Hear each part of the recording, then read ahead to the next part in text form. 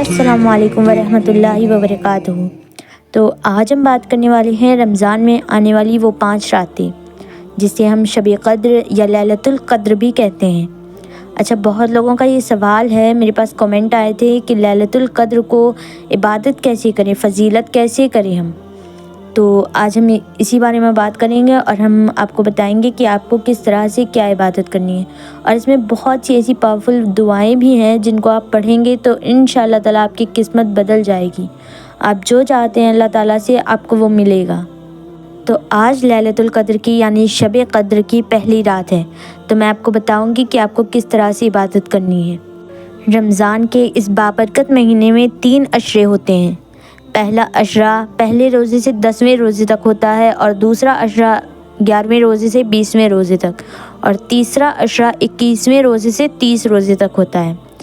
तो रमज़ान के इस बाबरकत महीने का तीसरा अशरा शुरू हो चुका है, तो हमें और आपको इस तीसरे अशरे को वसूलने की बहुत ज़्यादा कोशिश करनी चाहिए। अच्छा, बहुत लोगों को ये भी नहीं पता होता है कि रमज़ान की वो कौन सी ताक रातें होती हैं जिसमें उन्हें इबादत करनी चाहिए। तो वो रातें रमज़ान के 21वें रोज़े की होती हैं, 23वें रोज़े की होती है, 25वें रोज़े की होती है और 27वें रोज़े की होती है और 29 रोज़े को होती है। ये रातें हमारी ज़िंदगी में बहुत बड़ा चेंज लेकर आती हैं, क्योंकि इसी रात में अल्लाह ताला डिसाइड कर देता है कि किसको ज़िंदा रहना है और किसको मौत आ जाएगी। इसी रात में हमारी तकदीर का फ़ैसला किया जाता है। इसी रात में हमें जो अगले साल तक जो कुछ भी मिलना होता है इसी रात में लिख दिया जाता है। इसी रात में ये भी तय हो जाता है कि किसको कितना फ़ायदा होगा और किसको कितना नुकसान होगा। और इसी रात में हम इबादत करके अल्लाह ताला से दुआ मांग सकते हैं, अल्लाह ताला को राज़ी कर सकते हैं कि हमें जो कुछ भी चाहिए, जो हमें नहीं मिल रहा है, हम अल्लाह ताला से दुआ करें तो वो हमें दे दें। तो ये ऐसी साल की 5 रातें होती हैं जो बहुत ज़्यादा ज़रूरी होती हैं और इन्हीं 5 रातों में एक रात होती है लैलतुल क़द्र की, जिसमें आप इबादत करेंगे तो अल्लाह ताला फरमाता है कि आपकी इबादत वो 1000 गुना ज़्यादा होगी। ये कि आपकी उस रात की इबादत 1000 महीने की इबादत होगी। 1000 महीने यानी कि 83 साल, आपकी वो एक रात की इबादत आपके 83 साल की इबादत होगी।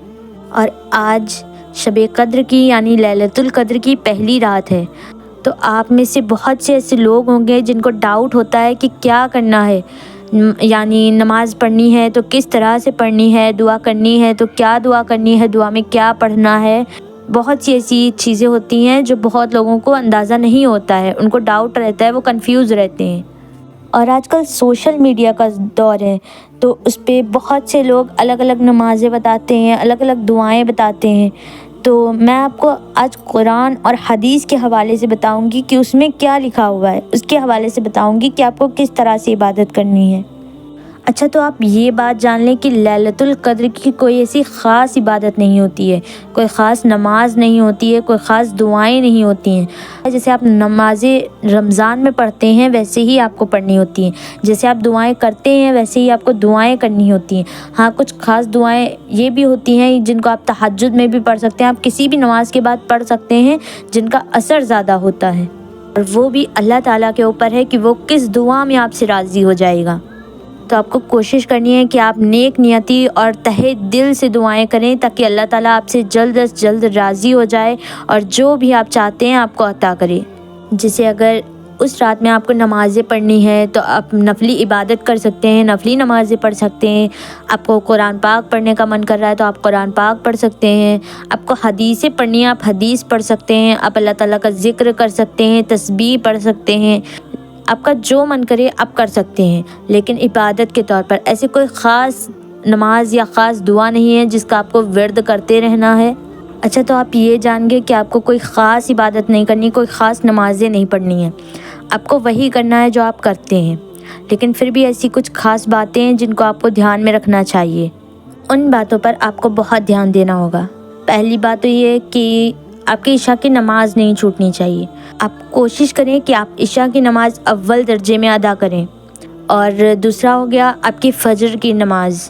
आप फ़जर की नमाज़ को भी कोशिश करें कि आप अव्वल दर्जे में उसको अदा करें। اور پھر اس کے بعد آپ کوشش کریں کہ آپ قرآن پاک پڑھیں، کیونکہ قرآن پاک کا رمضان سے بہت ہی گہرا تعلق ہے۔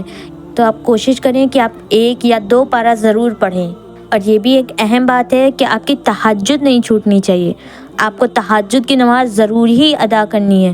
اور ایسے آپ نے سنا ہوگا یا آپ کو نہیں پتہ تو میں بتا دوں کہ تہجد کی نماز ایک ایسی نماز ہے جس میں اللہ تعالیٰ اپنے بندے سے ہر حال میں راضی ہوتا ہے۔ آپ اس میں اپنی مرضی سے کتنی بھی نفل رکعت باندھ سکتے ہیں، جیسے 2 رکعتیں یا 4 رکعت، آپ کا جتنا من کرے آپ اتنی رکعتیں باندھیں۔ اور تہجد کی نماز کے بعد ایک دعا ہے جو آپ کو پڑھنی چاہیے۔ نماز پوری ہونے کے بعد آپ پہلے درود شریف پڑھیں، درود شریف پڑھنے کے بعد آپ یہ دعا پڑھیں، ایاک نعبد و ایاک نستعین۔ آپ کو یہ 100 مرتبہ پڑھنا ہے۔ یہ آیت سورہ فاتحہ کی ہے۔ اس کا ترجمہ ہے کہ اللہ ہم تیری ہی عبادت کرتے ہیں اور تجھی سے مدد مانگتے ہیں، اور بے شک یہ صحیح ہے کیونکہ اللہ تعالیٰ کے علاوہ ہمیں کوئی اور کچھ بھی عطا نہیں کر سکتا۔ اللہ تعالیٰ کی وہ ذات ہے کہ وہ جو چاہے ہمیں عطا کر سکتا ہے، وہ چاہے تو ہمیں موت دے سکتا ہے، وہ چاہے تو ہمیں زندگی دے سکتا ہے۔ تو آپ کو اس دعا کے بعد میں 1 مرتبہ درود شریف پڑھنی ہے، اور پھر آپ قرآن پاک پڑھنا چاہیں تو آپ قرآن پاک پڑھ سکتے ہیں، آپ نمازیں اور ادا کرنا چاہتے ہیں تو آپ نمازیں ادا کر سکتے ہیں۔ تو یہی وہ طریقہ تھا جو میں نے بتا دیا آپ کو کہ آپ کو کس طرح سے عبادت کرنی ہے۔ اور ویڈیو آپ کو اچھی لگی ہو تو لائک ضرور کریں گے، کیونکہ لائک بہت کم ہوتی ہیں، اور سبسکرائب بھی ضرور کر دیجیے گا، کیونکہ اسلامک کانٹینٹ ہے۔ آپ کو جو بھی باتیں جاننی ہے، جو بھی مسائل آپ کو جاننا ہے، آپ کمنٹ کر سکتے ہیں، میں اس پہ ضروری سے ویڈیو بنا دوں گی۔ اور اپنے جاننے والوں کو شیئر بھی ضرور کریں۔ اللہ حافظ۔